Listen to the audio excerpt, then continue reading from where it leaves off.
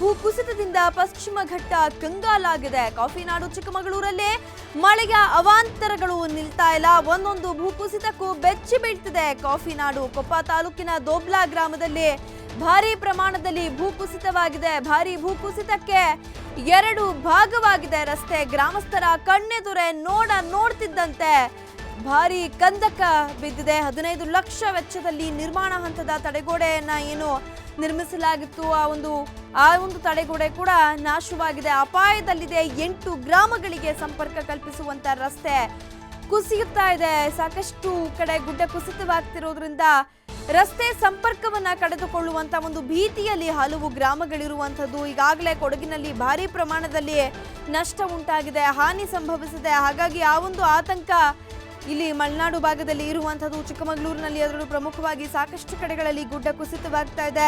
ನಿರಂತರವಾಗಿ ಕುಸಿತಾ ಇರುವಂತಹ ಗುಡ್ಡದಿಂದ ಅಲ್ಲಿಯ ಜನ ಆತಂಕಕ್ಕೀಡಾಗಿದ್ದಾರೆ.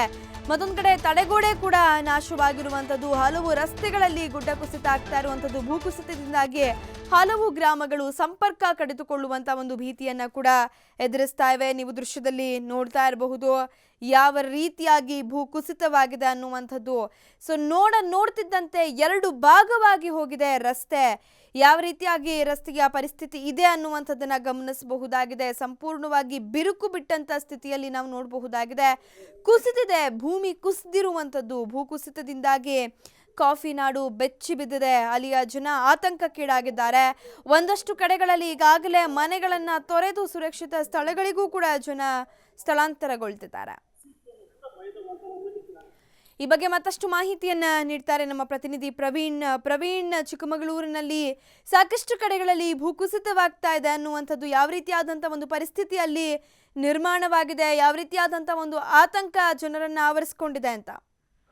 ಲಿಖಿತ, ಏನು ಚಿಕ್ಕಮಗಳೂರಿನಲ್ಲಿ ಈಗಾಗಲೇ ಹೇಳ್ಬೋದು, ನಿನ್ನೆ ಇಡೀ ದಿನ ಸುಮಾರು 7-8 ಕಡೆ ಭಾರಿ ಪ್ರಮಾಣದಲ್ಲಿ ಭೂಕುಸಿತ ಆಗಿದೆ ಅನ್ನೋ ಮಾಹಿತಿ ದೊರೆತಿರುವಂತದ್ದು. ಪ್ರಮುಖವಾಗಿ ನಾವು ಚಿಕ್ಕಮಗಳೂರು ಜಿಲ್ಲೆ ಕೊಪ್ಪ ತಾಲೂಕಿನ ದೋಬುಲಾ ಗ್ರಾಮದಲ್ಲಿರುವಂತಹ ಸುಮಾರು 7-8 ಗ್ರಾಮಗಳಿಗೆ ಸಂಪರ್ಕ ಕಲ್ಪಿಸುವಂತಹ ಒಂದು ರಸ್ತೆ ತಡೆಗೋಡೆ ಸುಮಾರು 70 ಲಕ್ಷ ಒಂದು ಮೌಲ್ಯದಲ್ಲಿ ಆ ತಡೆಗೋಡೆಯನ್ನ ನಿರ್ಮಾಣ ಮಾಡಲಾಗಿತ್ತು. ಅದು ನಿರ್ಮಾಣ ಹಂತದಲ್ಲಿದ್ದಂತಹ ಸುಮಾರು 15 ಲಕ್ಷ ವೆಚ್ಚವನ್ನ ಈಗಾಗಲೇ ಮಾಡಲಾಗಿದೆ. ಒಂದು ನೋಡ್ತಿದ್ದಂತೆ ಗ್ರಾಮಸ್ಥರ ಕಣ್ಣೆದುರೆ ಏನೋ ವಾಹನ ಸವಾರರ ಕಣ್ಣೆದುರೆ ಆ ರಸ್ತೆ ಸಂಪೂರ್ಣವಾಗಿ ಕುಸಿದು ಬಿದ್ದಿದೆ ಅಂತ ಹೇಳ್ಬೋದು. ಒಂದು ರಸ್ತೆ ಒಂದು ಗುಡ್ಡ ಕುಸಿದ ರಭಸಕ್ಕೆ ಏನೋ ಆ ಒಂದು ತಡೆಗೋಡೆಯು ಕೂಡ ಸಂಪೂರ್ಣವಾಗಿ ಚಿತ್ರ ಆಗಿದೆ.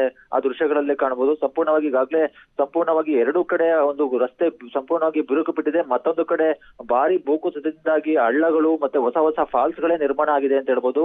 ಬೆಳಿಗ್ಗೆ ಏನು ವಸತಿ ಗೃಹಗಳ ಪಕ್ಕದಲ್ಲೇ ಏನು ಹೊಸ ಫಾಲ್ಸ್ ಗಳು ಕೂಡ ನಿರ್ಮಾಣ ಆಗ್ತಿರೋದ್ರಿಂದ ಗ್ರಾಮಸ್ಥರು ಈ ಪ್ರಕೃತಿಯ ವೈಚಿತ್ರಕ್ಕೆ ಸಂಪೂರ್ಣವಾಗಿ ಬೆಚ್ಚಿ ಬಿದ್ದಿದ್ದಾರೆ ಅಂತ ಹೇಳ್ಬೋದು.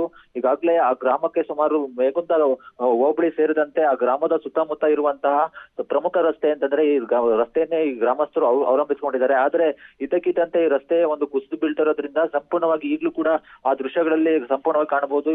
ಕ್ಷಣಕ್ಕೂ ಕೂಡ ರಸ್ತೆಯ ಟಾರ್ ಹಾಕಿರುವಂತಹ ಡಂಬರ್ ಮತ್ತೆ ಸೇರಿದಂತೆ ಮಣ್ಣು ಸಂಪೂರ್ಣವಾಗಿ ಪ್ರತಿ ಕ್ಷಣವೂ ಕೂಡ ಕುಸಿತಾ ಇರೋದ್ರಿಂದ ಯಾವ ಕ್ಷಣದಲ್ಲಾದ್ರೂ ಸಂಪೂರ್ಣ ಆ ಗ್ರಾಮಗಳು ಸಂಪರ್ಕ ಕಡಿದುಕೊಳ್ಳುವಂತ ಭೀತಿ ಎದುರಾಗಿದೆ.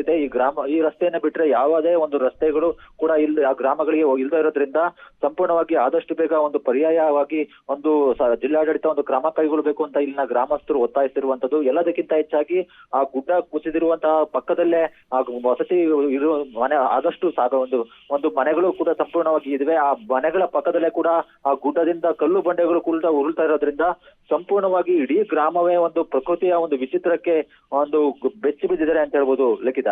ಎಸ್ ಪ್ರವೀಣ್, ಈಗ ಗ್ರಾಮಗಳ ಪಕ್ಕದಲ್ಲಿ ಈ ರೀತಿಯಾಗಿ ಭೂಕುಸಿತವಾಗ್ತಿರೋದ್ರಿಂದ ಸಹಜವಾಗಿ ಆತಂಕ ಮನೆ ಮಾಡಿರುತ್ತೆ.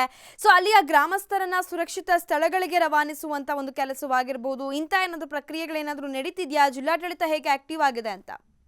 ಲಿಖಿತ, ಈಗಾಗಲೇ ಏನೋ ಒಂದು ಗುಡ್ಡ ಭಾರಿ ಪ್ರಮಾಣದಲ್ಲಿ ಆ ಗುಡ್ಡ ಕುಸಿದಿರುವಂತಹ ಸ್ಥಳಕ್ಕೆ ಈಗಾಗಲೇ ಹೋಗಿ ಮುನ್ನೆಚ್ಚರಿಕೆ ಕ್ರಮವಾಗಿ ಬ್ಯಾರಿಕೇಡ್ ಮತ್ತೆ ಟೇಪ್ ಅನ್ನ ಒಂದು ಎಚ್ಚರಿಕೆಯ ಸಂದೇಶವನ್ನ ಒಂದು ಹಾಕಿದರ ಹೊರತು ಇದುವರೆಗೂ ಕೂಡ ಒಂದು ಅಲ್ಲಿಗೆ ಬೇಕಾದಂತಹ ಪರ್ಯಾಯವಾಗಿ ಆ ಗ್ರಾಮಸ್ಥರಿಗೆ ಬೇಕಾದಂತಹ ಯಾವುದೇ ಒಂದು ಕ್ರಮವನ್ನ ಕೂಡ ಜಿಲ್ಲಾಡಳಿತವಾಗ್ಲಿ ಅಥವಾ ಸ್ಥಳೀಯ ಶಾಸಕರಾಗ್ಲಿ ಮಾಡಿಲ್ಲ ಅಂತ ಹೇಳ್ತಿದ್ರು. ಆಗ್ಲೇ ಒಂದು ಮಾತುಗಳು ಕೇಳಿ ಬಂದಿತ್ತು.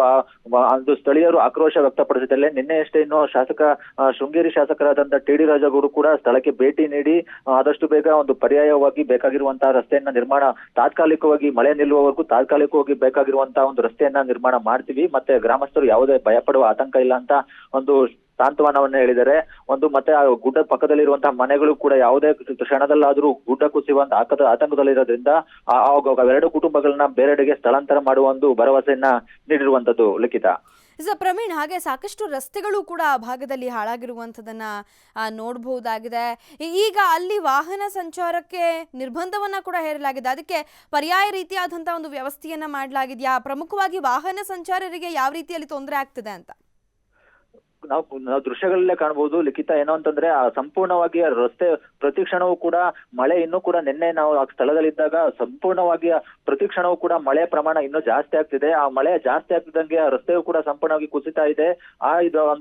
ಆ ದೃಷ್ಟಿಯಿಂದಾಗಿ ಒಂದು ಪ್ರಯಾಣಿಕರಿಗೆ ಮತ್ತೆ ಅಲ್ಲಿ ಬರುವಂತಹ ಗ್ರಾಮಸ್ಥರು ವಾಹನ ಸಂಚಾರ ಮಾಡೋದಕ್ಕೆ ಯಾವುದೇ ಒಂದು ಗ್ರಾಮಸ್ಥರು ಯಾವುದೇ ಒಂದು ರಸ್ತೆ ಕುಸಿದೆ ಅಂತ ಬೋರ್ಡ್ ಹಾಕಿದ್ರು ಕೂಡ ಒಂದು ಗ್ರಾಮಸ್ಥರು ಸಂಚರಿಸ್ತಿರುವಂತದ್ದು. ಈ ದೃಷ್ಟಿಯಿಂದ ಜಿಲ್ಲಾಡಳಿತ ಒಂದು ರಸ್ತೆ ನಿರ್ಬಂಧವನ್ನ ಮಾಡಿ ನಿಷೇಧಿಸಿ ಪಕ್ಕದ ಮಾರ್ಗವಾಗಿ ಇನ್ನೊಂದು ಕಾಲು ರಸ್ತೆಯನ್ನ ಮಾಡಿ ಬರೀ ಕಾಲ್ನಡಿಗೆಯಲ್ಲಿ ಹೋಗುವಂತೆ ಸೂಚನೆಯನ್ನ ನೀಡ್ತಿದ್ದಾರೆ.